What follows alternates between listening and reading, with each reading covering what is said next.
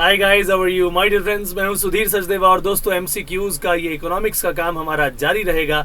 आज दोस्तों हम डिमांड के मल्टीपल चॉइस क्वेश्चंस आपके सामने लेकर के आए हैं और इस वीडियो में हम कवर करेंगे meaning and factors affecting demand के क्वेश्चंस।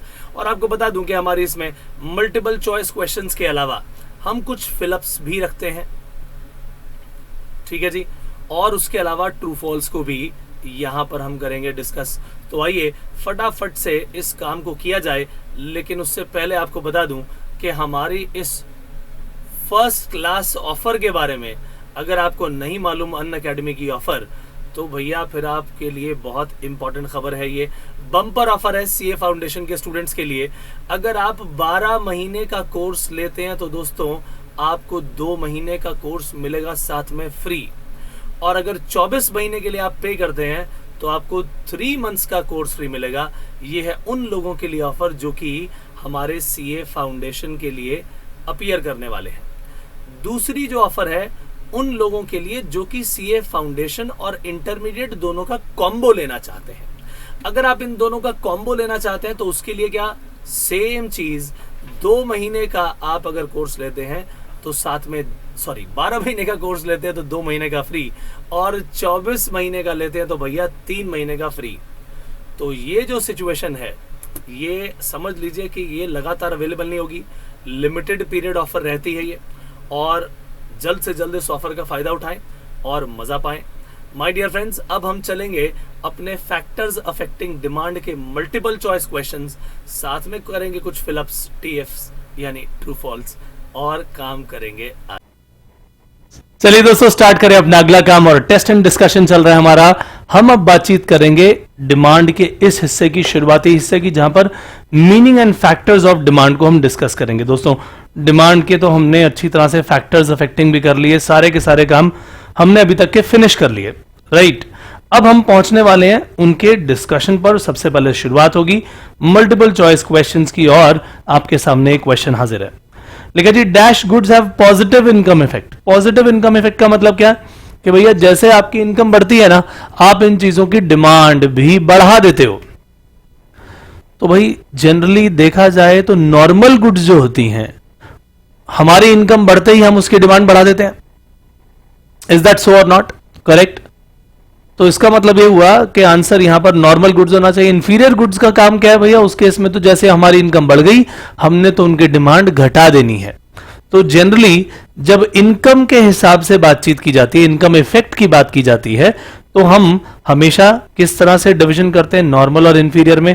तो यहां पर कॉम्प्लीमेंट्री का तो कोई सवाल है ही नहीं, करेक्ट। सो देखा जाए तो इसका आंसर हमारा जो होगा वो होगा नॉर्मल गुड्स। क्या आंसर होगा? नॉर्मल गुड्स में ही ऐसा होता है दोस्तों, राइट। अब चलते हैं आगे, और लिखा क्या है? Demand for which of the following goods does not change with the change in income of the consumer. भैया इनकम बढ़ भी गई, घट भी गई, तो भी इन चीजों की ना डिमांड बढ़ेगी ना घटेगी। ऐसी जरूरतें हैं, मेरे मुंह से ही निकल गया जरूरतें हैं, तो यानी नेसेसिटी गुड्स की बातचीत हम कर रहे हैं डेफिनेटली। तो नेसेसिटी गुड्स में ही ऐसा होता है कि हमारी इनकम थोड़ी बढ़ भी गई, घट भी गई, तो हमारी इनकी जरूरत वाली गुड्स को हम दरकिनार नहीं कर सकते। दवाइयां लेनी है भैया तो लेनी पड़ेंगी, राइट। सो आंसर साफ नजर आ रहा है, नेसेसिटी गुड्स। नेसेसिटी गुड्स यानी हमारा आंसर हो गया यहां पर बी। आगे चलते हैं। If with the rise in price of good y, good y का प्राइस बढ़ गया, demand for good x rises, एक का प्राइस बढ़ा, एक्स का प्राइस बढ़ते ही वाई की डिमांड बढ़ गई, यानी लोगों ने इसको छोड़ दिया, प्राइस इसका बढ़ गया जी, तुम्हें छोड़ के हम गुड वाई को पकड़ लेंगे। इसका मतलब जरूर वाई एक्स की जगह इस्तेमाल की जा सकती होगी। इसका मतलब जरूर गुड वाई एक्स की जगह इस्तेमाल की जा सकती होगी। इसीलिए तो एक्स को छोड़कर जैसे ही इसका प्राइस बढ़ा, इसको छोड़ करके लोगों ने वाई की डिमांड को बढ़ा दिया। इसका मतलब जरूर गुड वाई एक्स की जगह इस्तेमाल की जा सकती होगी। समझ आया कि नहीं आया अभी तक? बता दो फटाफट से आंसर क्या है। तो ये सब्स्टिट्यूट गुड्स हैं दोस्तों, एक दूसरे के सब्स्टिट्यूट होंगे, तभी तो एक्स को छोड़ के वाई का इस्तेमाल शुरू कर दिया। सो ये है हमारा आंसर। आगे चलते हैं। अब आते हैं ट्रू फॉल्स की ओर। तो भैया अब इंडिविजुअल डिमांड क्या होती है उसकी डेफिनेशन याद कर लीजिए। It refers to the quantity of a commodity that a consumer is able and willing to buy at each possible price during a given period of time. Correct, बिल्कुल true है ये बात। तो भाई अगर ऐसी सिचुएशन आ जाए तो ये आंसर आपका बिल्कुल सही है। तो मल्टीपल प्राइसेस होते हैं, इतने रुपए पर इतनी डिमांड, इतने रुपए पर इतनी डिमांड, इतने रुपए पर इतनी डिमांड। करेक्ट। तो डिफरेंट आपके सामने जब ये पोजीशंस आ जाएं और हम क्वांटिटी ऑफ द कमोडिटी की बात करें तो ये उस प्रोडक्ट की इंडिविजुअल डिमांड है। इसका मतलब ये आंसर बिल्कुल करेक्ट है। राइट, आगे चलते हैं। ये स्टेटमेंट देखते हैं क्या लिखी है। If price of T increases the demand for coffee rises. T और कॉफी आपस में एक दूसरे के सब्स्टिट्यूट हैं, तो एक की प्राइस बढ़ गया तो इसको छोड़ करके लोग दूसरी चीज की डिमांड बढ़ा देंगे। सब्स्टिट्यूट गुड्स में ऐसा ही होता है।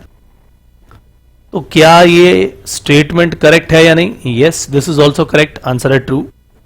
Dzire is mere a wish to have something. Correct, क्योंकि आपके पास पैसा तो नहीं है, सिर्फ आप डिजायर कर रहे हो कि मैं ले लूं, पैसा खर्च करने के लिए आप तैयार नहीं हो या फिर।